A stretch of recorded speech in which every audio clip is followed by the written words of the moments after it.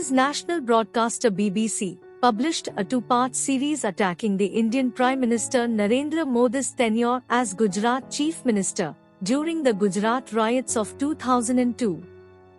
The documentary has provoked anger from several people, claiming it to be a propaganda. So, why is the BBC trying to dishonor India? After the release of the documentary, India condemned the controversial BBC documentary series.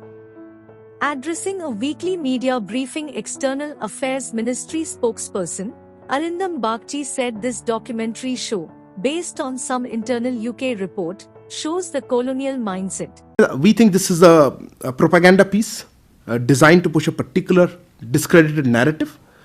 The bias, a lack of objectivity, and frankly a continuing colonial mindset is blatantly visible. If anything, this film or documentary is a reflection on the agency and individuals that are peddling this narrative again.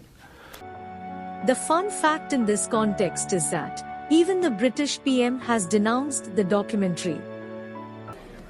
Well, Mr. Speaker, the UK government's position on this has been clear and long-standing and hasn't changed. Of course, we don't tolerate persecution where it appears anywhere, but I'm not sure I agree at all with the characterisation that the honourable gentleman has put forward.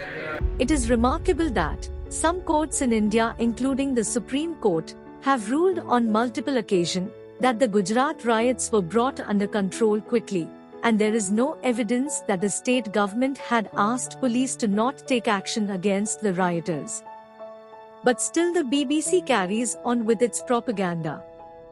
Also, the documentary focuses on interviews of just one group of people who have been accused of crimes ranging from misappropriation of funds to forging evidences.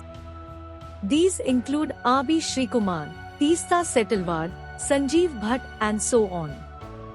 By not presenting the views of the courts, the investigating agencies, and the fact that PM Modi has been exonerated both by the SIT and the courts, the BBC has violated its own charter of editorial integrity.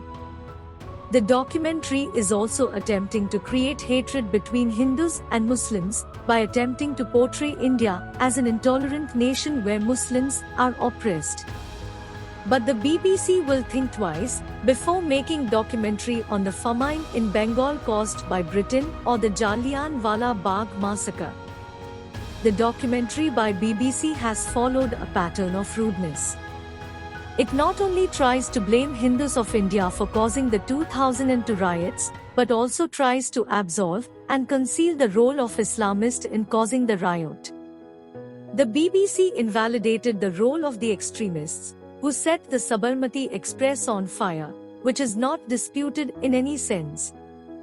Thus, the documentary by the BBC is the latest attempt to create an atmosphere of communal unrest in the country by disputing well-established facts via propaganda.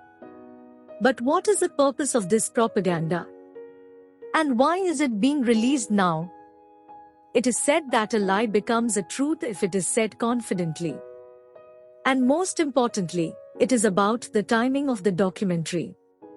It is released just a year before Lok Sabha elections, which tells volumes about the intention behind release of the documentary. It is now clear that the video was made at the behest of those who want to influence the election results of 2024. In this context, one can expect more synchronized campaigns from the other Western media as well. BBC documentary is just an attempt by the so-called liberal media to blacken the Indian government. They have already tried with the hashtag toolkit to create unrest in India during the farmers' protest. They carefully utilized Greta Thunberg and Khalistanis for executing their agenda. They had lobbied NGOs such as Reporters Without Borders and Oxfam to release reports disgracing India. They had also tried to make people hate anything that gives pride to Indians. As citizens of this great nation, we must not fall prey to this propaganda, and as intelligent human beings we must expose these sinister people at every chance we get. And lastly, we Indians need to discern the truth before believing. Else, we would fall prey